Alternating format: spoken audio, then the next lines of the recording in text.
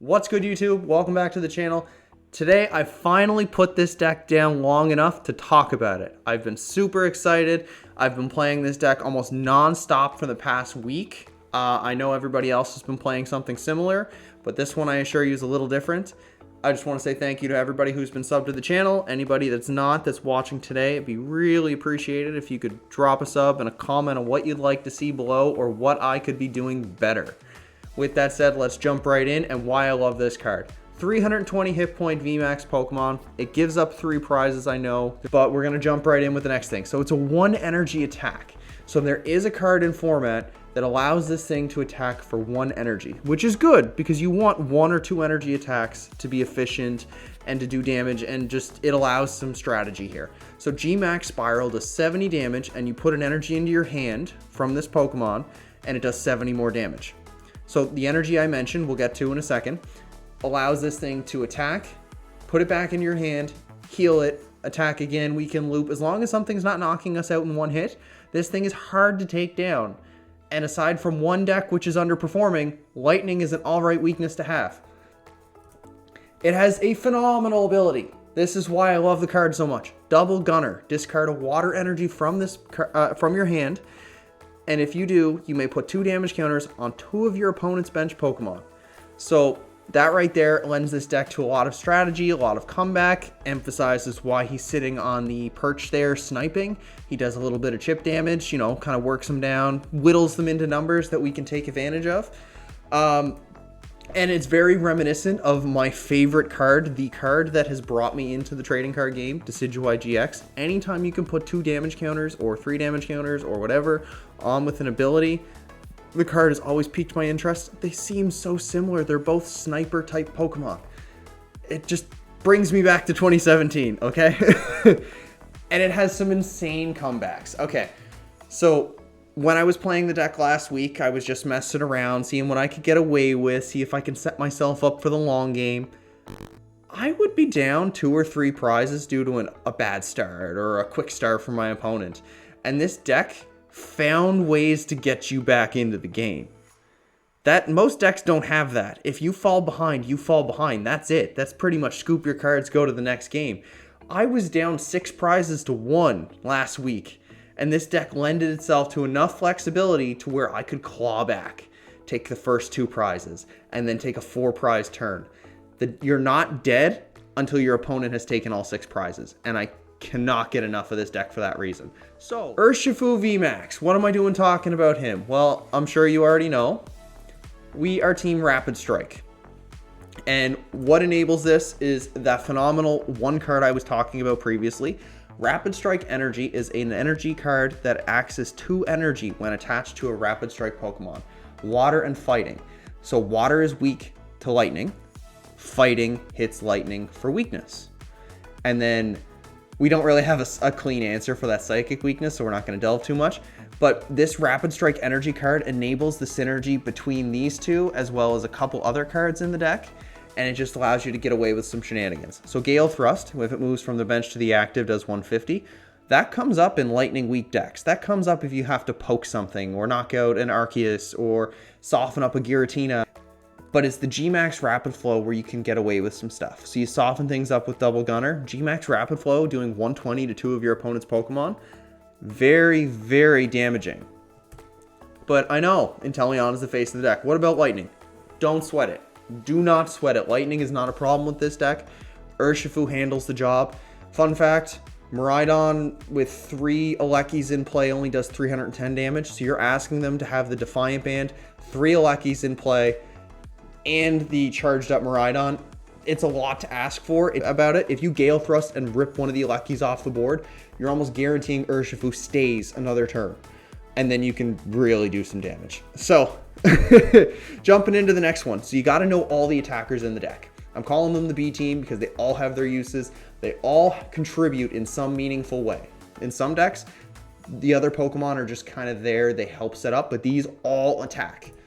Drapion. So normally you have an abysmal Mew matchup, but we add 2 of them, and it makes the matchup really, really good, almost free.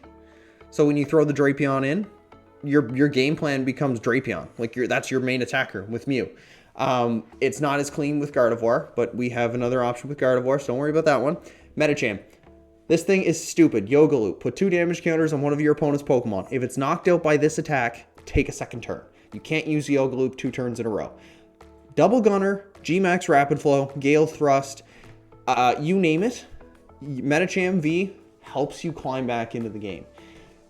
Inteleon V. So the deck loves to go first, but in a chance where you go second, that Surf attack, Water Colorless Surf 40, putting 40 damage on the board in any way is very, very important. We do have ways to set up Aqua Bullet on the first turn of the game, but sometimes you just have to throw 40 on there.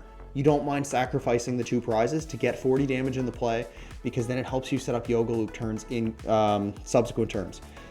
And then we've got Rapid Strike Urshifu V. So Strafe is good. You know, hitting into an RCSV for 60 is good. That sets it up for a G-Max Rapid Flow the following turn.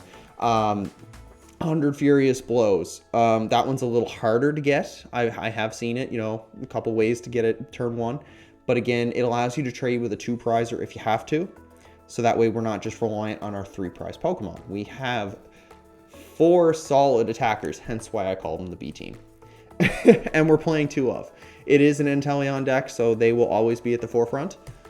Next. So the master plan. This is what we're always aiming towards, and it's all helped by this once bulk card, Radiant Alakazam. And what we're looking to keep in mind is Painful Spoons. So once during your turn, move up to 2 damage counters from one of your opponent's Pokemon to the other one. You don't have to move exactly 2, it's up to 2. So we're trying to cleanly fix math for a double Gunner KO or a Yoga Loop play. So prime one that I always set up for, and keep this one in mind for 60 hit points, 70 hit point, or 80 hit points. Looking at you Comfeys, looking at you Magnemites, looking at you Curlias. So even the Curlias are not safe from this combo. We go Double Gunner, 20-20. Double Gunner, 40-40. Then Radiant Alakazam, Painful Spoons. So then we can move the number up to the 60 if it's a Curlia, up to the 50 if it's a Comfey, so on and so forth. Or a KO mid-turn if we just really need to pull from our prizes. And then we clean up the combo with Medicham. So Gunner, Kazam, Medicham, take another turn. We could rinse and repeat the double Gunner to finish some of those things off the following turn, or Kazam and move more damage around onto a bigger thing. So this is the master plan. This is what lets the deck do dirty things. So if you're not keeping these numbers in mind, like, you have to be really good with your numbers, but it's so much fun. Okay, so this is where my deck differs, and this is why I still put it out, even though I know everybody and their grandmother has talked and played and won with this deck. It's Bibarel. It's Bibarel. So Industrious Incisors, once during your turn, draw until you have 5 cards in your hand. The Bidoof has Bench Barrier built into it. Very, very nice. So we're playing 2 of each.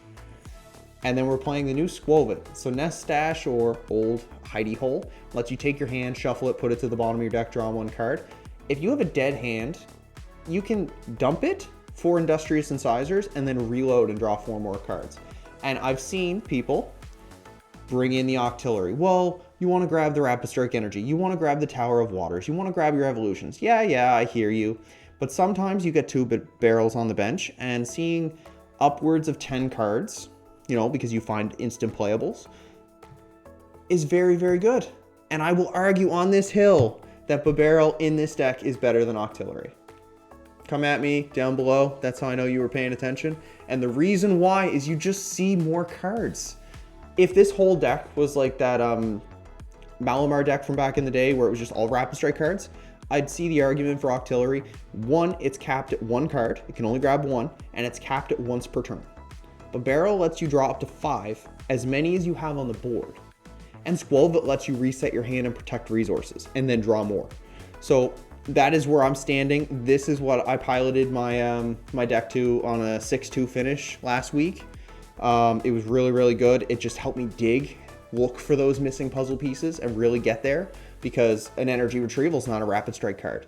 Boss's Orders is not a Rapid Strike card. More. This is the master list. This is what I'm enjoying.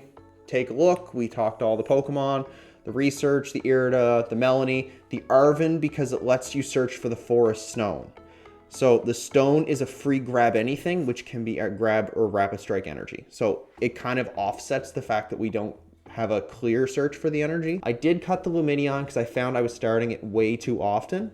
You got to take what you can. Like, the game is very fragile. So I tried to clean up this deck to improve consistency turn 1. That's the list. And let's take one more quick chat before we jump into games.